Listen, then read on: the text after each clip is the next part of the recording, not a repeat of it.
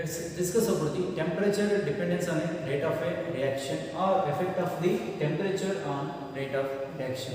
So to understand this one, so let's take a simple experiment here.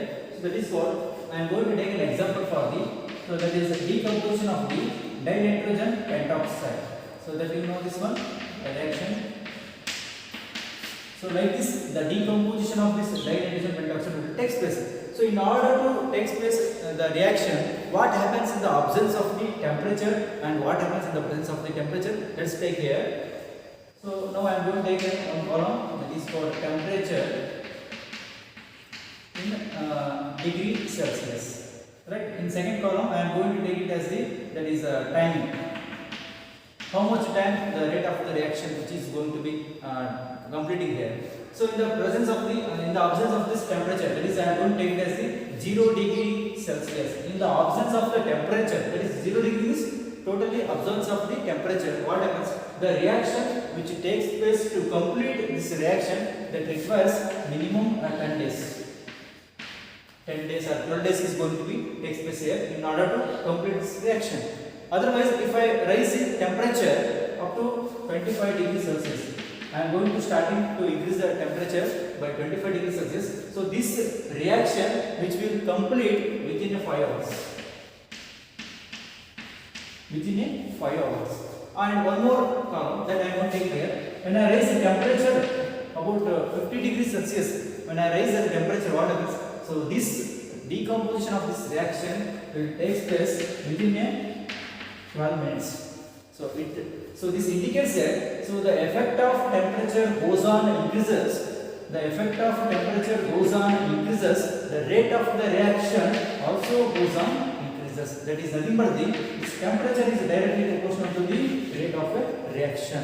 That is called, when you raise the temperature, the rate of the reaction may double or triple. So what is the difference we are going to see here? So in the total absence of this temperature, the reaction takes the many days, 10 to 12 days, right? But whereas in 25 degrees Celsius, we are going to obtain the 5 hours. Whereas in 50 degrees Celsius, we require only minimum time, that is 12 minutes. You know well, so to enhance any rate of the reaction, temperature is the must and necessary should be there, right? So you know this, when the rate of the reaction goes on increases, so that should be depends upon the how much temperature we are going to applying here. So that is the rate is directly proportional to the rate constant, right? So the higher the value of the rate constant, so the faster will be the reaction that takes place here. As we have seen in the starting one, that is called the dinitrogen pentoxide. Dinitrogen pentoxide, how the decomposition will take place when you are going to raising the temperature, so that the reaction will take place very fast. So that is the ratio of the rate constant of a reaction at a particular temperature to the rate constant of a reaction at a temperature that is 10 degree lower, that we are going to call as the temperature coefficient of a reaction. So therefore temperature coefficient of reaction, that is equal to Kt plus 10 divided by Kt, that is equal to this ratio will be varies between 2 to 3. So this is called a temperature at a particular temperature. So in the numerator, that is called 10 degrees Celsius, you are going to add here. So here that is what lack of the 10 degrees Celsius, that is called 10 degree lower in the denominator. So let's take a simple example for this to explain this one. So that I am going to take an hydrogen gas plus iodine gas, that is going to form the 2 hydrogen iodide gas formation. So the Swedish chemist, that is called Arrhenius, he is going to propose this simple theory. So in order to, so how these molecules are going to form here, so that is called continuous collision of this hydrogen molecule and iodine molecule. So like this. So one hydrogen molecule and another iodine molecule, so they start to collide with each other. After this collision of sometimes, what is called the intermediate, that is compound is going to form, that is called activated complex. That we are going to call as the activated complex. So this is called activated complex, denoted as C. Activated complex, C, like this, activated complex.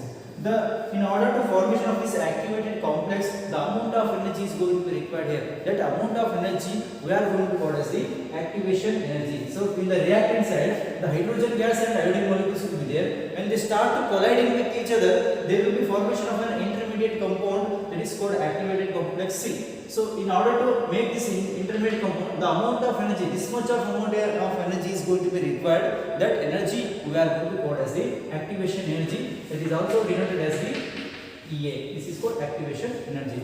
So after this formation of this that is called unstable intermediate, that is called activated complex. Due to this unstable in nature, they start to break up here.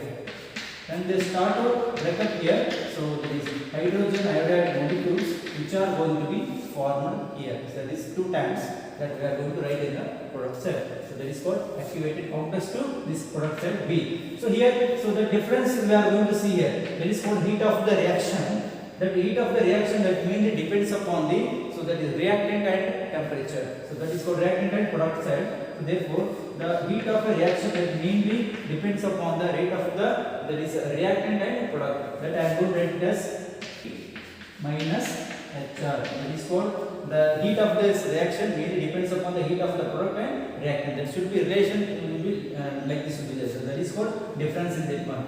So this is about the simple explanation about this, how the effect of temperature on the rate of the reaction.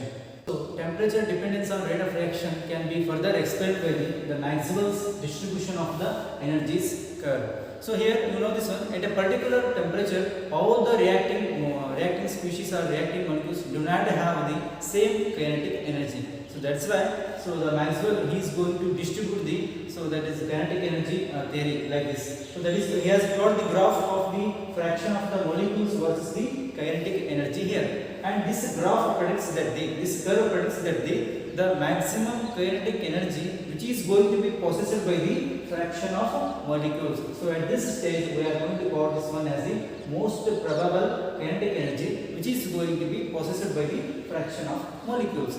So what happens when you increase the temperature to T plus 10, that is when you increase the temperature, what happens? So that is the reacting species will have the higher kinetic energy than, or sometimes the kinetic energy that is equal to activation energy or greater than the activation energy. Hence the rate of the reaction also doubles. So when you look at this one curve here, so this area predicts that this area shows the fraction of the molecules reacting at temperature. At normal temperature, this is one, how the fraction of molecules will be reacting here. So in the absence of the higher temperature. So whereas this portion explains that so in presence of the additional temperature, that is T plus 10, so this area shows that the fraction of molecules which react at T plus 10. So when we get this simple graph, so in the absence of the temperature, this graph takes this much time, so this much activation energy. But here in this case, it is when your additional temperature will be having, so if the temperature is going to rise, so the kinetic energy, the possessing by the fraction of molecules, that must be equal to the activation energy or greater than the activation energy.